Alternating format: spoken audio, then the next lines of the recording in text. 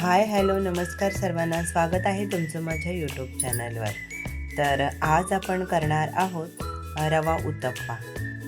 तर सुरुवात करूयात. त्यासाठी हे बघा, हा मी बारीक रवा घेतलेला आहे, तुम्ही कोणताही घेऊ शकता. तर मी घेतलेला आहे 1 कप साधारणतः मी रवा घेतलेला आहे. आणि हे बघा, पाणी टाकायचं आहे आणि व्यवस्थित असा धुवून घ्यायचा आहे. हे बघा, आता धुताना लगेच आपण मिक्स केला की लगेचच ओतायचं नाही पाणी.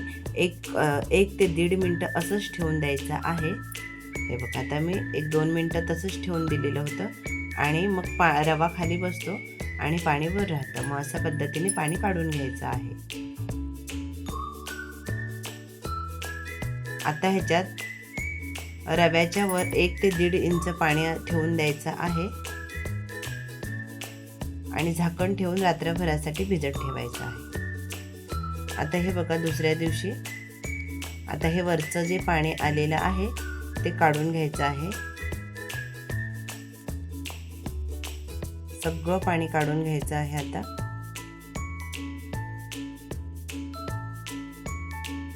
हे बघा, रवा छान फुलला गेलेला आहे. आता सगळं पाणी काढून झालेलं आहे. आता आपल्याला जितकं लगेच करायचं आहे तेवढ्यातच आपण आता मिक्स करणार आहोत काही भाज्या. तर हे बघा, मी एका भांड्यामध्ये काढून घेणार आहे भिजलेला रवा. आता मी कांदा, गाजर, मिरची, थोडीशी कोथिंबीर आणि आलं असं कट करून घेतलेलं आहे. आता हे कांदा ह्याच्यामध्ये जे रवा आपण भिजत घातलेला होता त्यामध्ये हे सगळं मिक्स करून घ्यायचं आहे. सगळं एकत्रच टाकायचं आहे हे. आणि हा मी बारीक किसणी, आल्याची किसणी असते ना, त्याने हे गाजर किसून घेतलेलं आहे. तुम्हाला जर अजून भाज्या काही ॲड करायच्या असतील तर कोणतीही भाजी ॲड करू शकता. आणि मीठ टाकलेलं आहे. बाकी याच्यामध्ये सोडा वगैरे काहीच टाकायचं नाही, फक्त मीठ टाकायचं आहे. आणि तुम्हाला जर आवडत असेल हळद ह्याच्यामध्ये तर टाका, नाही टाकली तरी चालेल. मी फक्त याच्यामध्ये मीठच टाकलेलं आहे. आता हे सगळं व्यवस्थित असं मिक्स करून घ्यायचं आहे. तुम्हाला जर लागेल तर थोडंसं पाणी टाका, मी अगदी थोडं टाकणार आहे पाणी. आधी व्यवस्थित असं मिक्स करून घ्यायचं आहे पहिलं. हे बघा, मी साधारणतः अगदी अर्धा कप पाणी टाकलेलं आहे, जास्त पाणी टाकलेलं नाही. मी तुम्हाला दाखवते कशा पद्धतीचं बॅटर आहे ते. आता व्यवस्थित असं मिक्स करून घ्यायचं आहे. हे बघा, असं हे बॅटर पाहिजे, जास्त पातळ नको. आता एक तवा गरम करायला ठेवायचा आहे गॅसवर. व्यवस्थित असा तवा गरम होऊन द्यायचा आहे. तवा गरम झाला की यामध्ये ब्रशच्या साहाय्याने तेल लावून घ्यायचं आहे. तेल जास्त नाही लावायचं आहे, फक्त एक पहिल्या आपण उत्तप्पा करतो ना, पहिल्या उत्तप्प्याला थोडंसं जास्त लावायला लागतं, म्हणजे थोडं अगदी अर्धा चमचा. बाकी नंतरला थोडं फक्त जस्ट ब्रश फिरवला तरीही चालून जाईल. आता मी जास्त मोठा नाही करणार आहे, डब्यासाठी मुलांच्या करणार आहे, त्यामुळे छोटे मी एकच पळी टाकणार आहे. छोटी पळी आहे ही, आणि जितकं पातळ करता येईल तितकं पातळ करून घेणार आहे. हे बघा, छोटेच टाकणार आहे.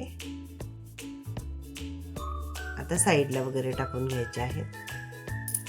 मी एका तव्यावर 4 करणार आहे.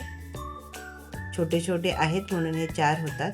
आणि हे पलटी करायला, उलटपालट करायला सुद्धा सोपे जातात, म्हणून मी हे छोटेच करणार आहे. आणि शेकून घ्यायला पण छान होते. व्यवस्थित छोटे असले की व्यवस्थित असे शेकले जातात. आता एक पळी टाकायची आणि जितकं पातळ करता येईल तितकं हे पातळ करून घ्यायचं आहे. हे बघा, एका तव्यावर माझे 4 राहिलेले आहेत.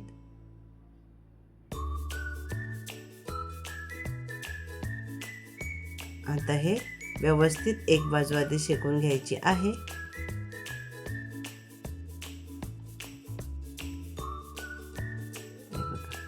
आता एक बाजू शेकून झाली, म्हणजे पूर्ण शेकलेली नाही, 1-2 मिनटं पहिली एक बाजू शेकवायची आहे. आणि नंतर मग सगळे हे पलटी करून घ्यायचे आहेत. पलटी करून अजून 2 मिनटं शेकून घ्यायचे आहेत. जर माझे व्हिडिओ आवडत असतील तर लाईक करा, शेअर करा. चॅनलवर तुम्ही नवीन असाल तर चॅनलला सबस्क्राईब नक्की करा. हे बघा आता पलटी मारलेले आहेत, असे शेकून घ्यायचे आहेत. उलट पलट करून व्यवस्थित असे खरपूस शेकून घ्यायचे आहेत. चवीला खूप छान लागतात.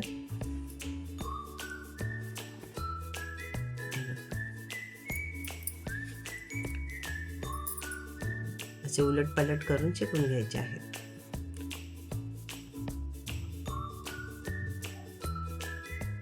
आता झालेले आहे छान शेकून. आता तुम्ही मी हे टोमॅटो सॉस बरोबर घेतलेलं आहे. ह्याच्याबरोबर दही पण छान लागतं. मिरचीचा ठेचा टाकून दही ह्याच्याबरोबर खूप चविष्ट असं लागतं. तर हे बघा किती छान झालेले आहेत. तर चला, वेळात वेळ काढून माझा व्हिडिओ पाहिलात त्याबद्दल मनापासून धन्यवाद. उद्या भेटू आपण एखाद्या नवीन रेसिपीसोबत किंवा नवीन व्हिडिओसोबत दुपारी ठीक 3 वाजता. तोवर धन्यवाद.